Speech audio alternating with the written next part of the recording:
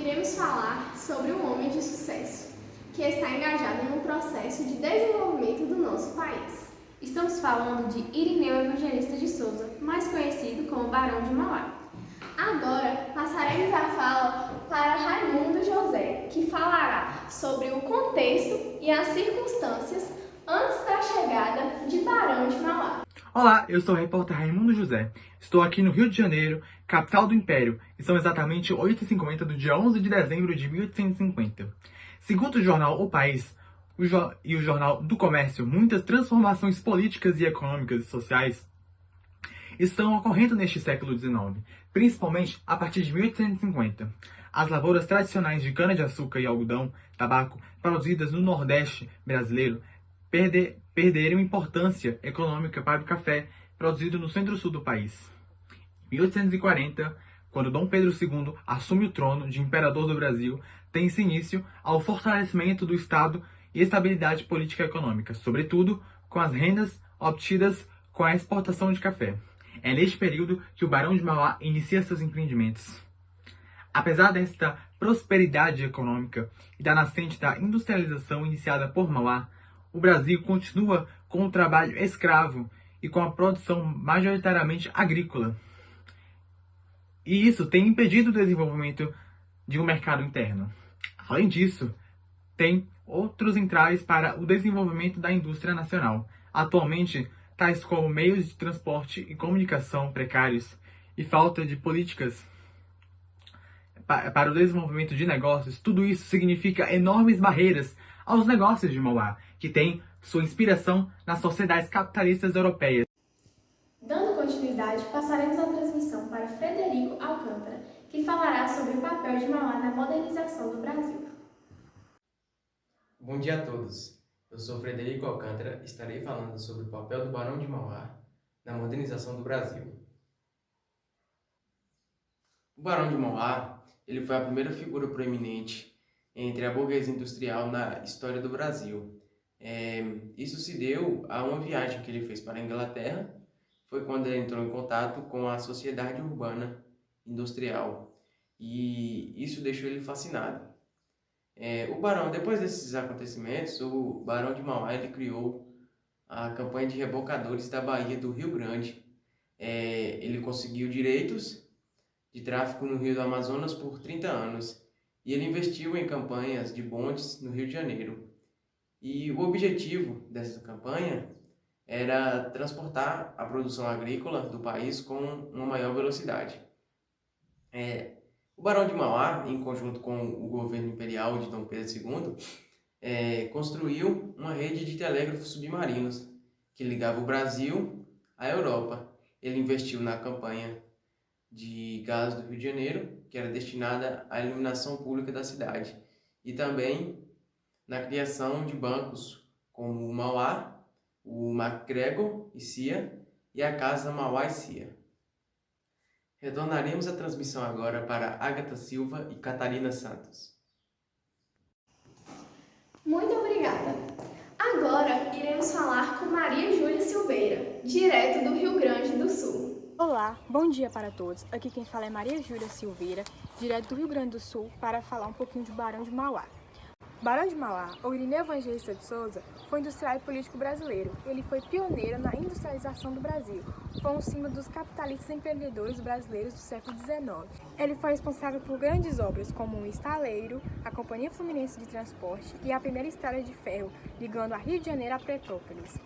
Investiu como sócio nas ferrovias de Recife e de Salvador, que chegava até São Francisco, entre vários outros empreendimentos. Agora eu irei falar um pouquinho sobre a infância e adolescência deste grande homem. Irineu Evangelista de Souza nasceu em Arroio Grande, no Rio Grande do Sul, em 28 de dezembro de 1813.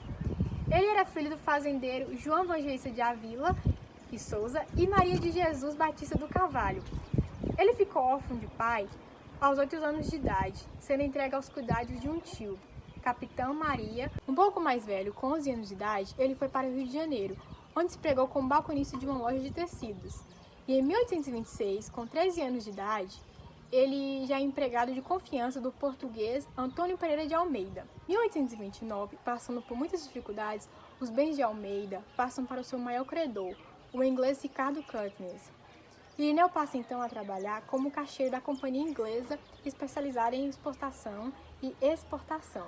Em 1836, com 23 anos de idade, um pouco mais velho, dominando já o inglês, Irineu Evangelista de Souza torna-se sócio-gerente da empresa Cutness. E em 1837, seu sócio foi para a Inglaterra, deixando Irineu à frente do negócio.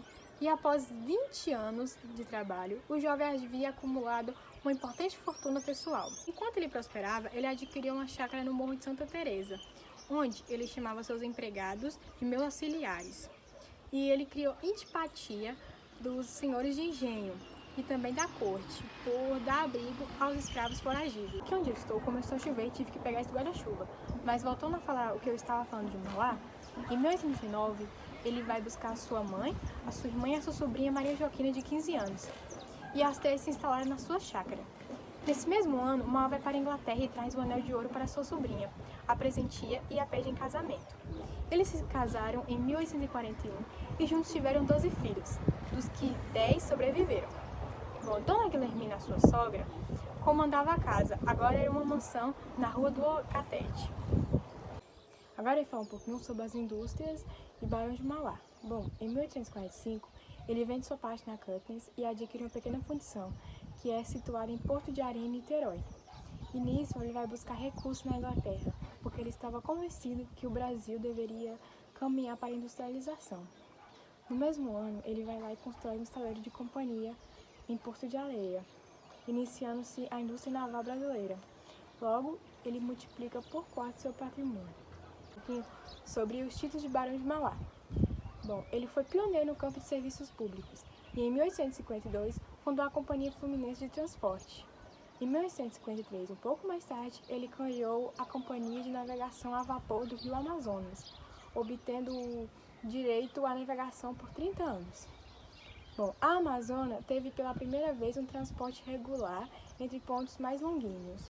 Bom, as suas fábricas passaram a ser alvos de sabotagem criminosas e os seus negócios foram abalados pela legislação que sobretaxava as importações de matéria-prima para as suas indústrias. Bom, em 1857, seu estaleiro infelizmente foi criminosamente incendiado. Em 1854, Irineu, no caso Mauá, recebeu o título de Visconde de Mauá. Em 1885, um pouco mais tarde, com o encerramento do Banco de Mauá, ele viu-se obrigado a vender a maioria das suas empresas para estrangeiros capitalistas. Doente e sofrendo de diabetes, ele só descansou mesmo depois de pagar todas as suas dívidas, encerrando todas as suas atividades com a nobreza. Barão de Mauá faleceu em Petrópolis, no Rio de Janeiro, no dia 21 de outubro de 1889. Obrigada. Agora eu passo a palavra para o próprio Barão de Mauá. Muito interessante a trajetória desse ícone no nosso território nacional. Verdade, Agatha. Mas, sem mais delongas, iremos falar com o ilustre Barão de Mauá. Bom dia, é um prazer aqui estar no Jornal Fluminense. Vou falar agora um pouquinho da minha história, como eu entrei no comércio. Primeiramente, no Rio de Janeiro, eu trabalhei para o comerciante Antônio Pereira. Lá eu adquiri a confiança dele. Porém, anos depois, ele perdeu seus bens para o credor Richard Carruthers, um credor inglês. Então, como ele tinha muita amizade, Antônio Pereira tinha muita amizade comigo, ele me recomendou para Richard. Então eu fui trabalhar para Richard. Foi através dele que eu aprendi a falar o inglês. Em 1840 eu fiz a minha primeira viagem à Europa. E lá se expandiu a minha mente, ao ver tudo que ali existia. Algo inimaginável para o Brasil. E quando eu voltei de lá, com essas ideias na cabeça, o Brasil está muito atrasado e com várias dificuldades. Porém, as dificuldades foram feitas para serem vencidas. E estão vencendo. O primeiro grande passo já foi dado, que foi a iluminação pública do Rio de Janeiro. Pois uma cidade que tem o título de capital do império, ficar dependente de iluminação à vela é uma infâmia. Então, trouxemos a iluminação, a luz que liberta.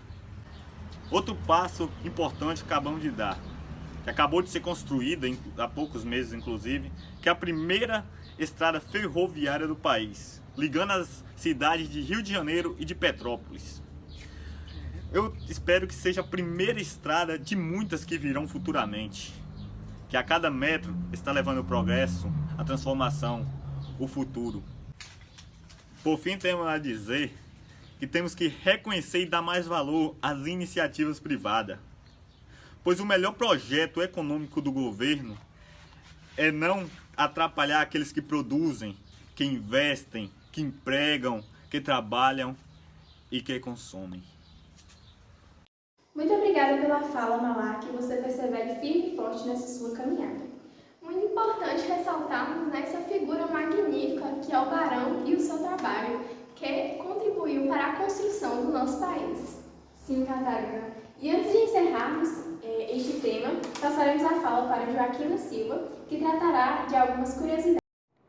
Bom dia, Agatha. Bom dia, Catarina. Bom dia a todos que estão assistindo o Jornal Fluminense nessa manhã. Eu sou Joaquina Silva, repórter, e hoje eu vim contar curiosidades, relacionadas a este homem tão importante para o nosso país, Barão de Mauá, e falar coisas sobre ele que talvez a maioria das pessoas possam não conhecer.